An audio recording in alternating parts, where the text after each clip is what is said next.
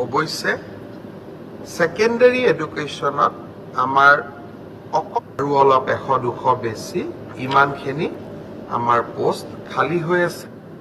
27 অক্টোবৰত অনুষ্ঠিত হ'ব।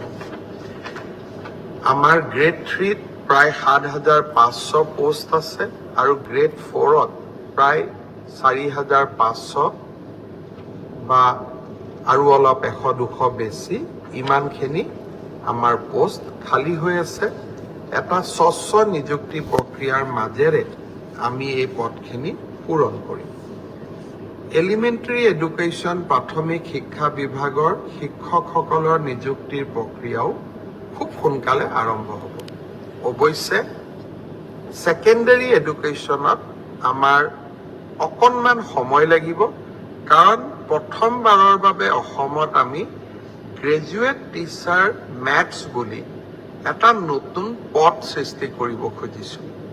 আমাৰ স্কুলবিলাকত, হাইস্কুলবিলাকত ইমান দিনে গ্ৰেজুৱেট টিচাৰ ছায়েন্স আছিলে। মেথছৰ বাবে সুকীয়া শিক্ষক নাছিলে।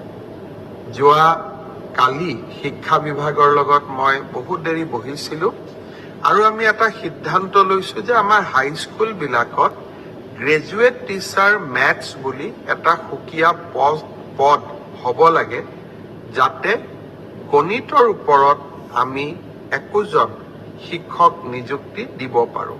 গণিতৰ শিক্ষক নোহোৱা বাবে আমাৰ স্কুলসমূহত শিক্ষা ব্যৱস্থাত বহুত জটি পৰে।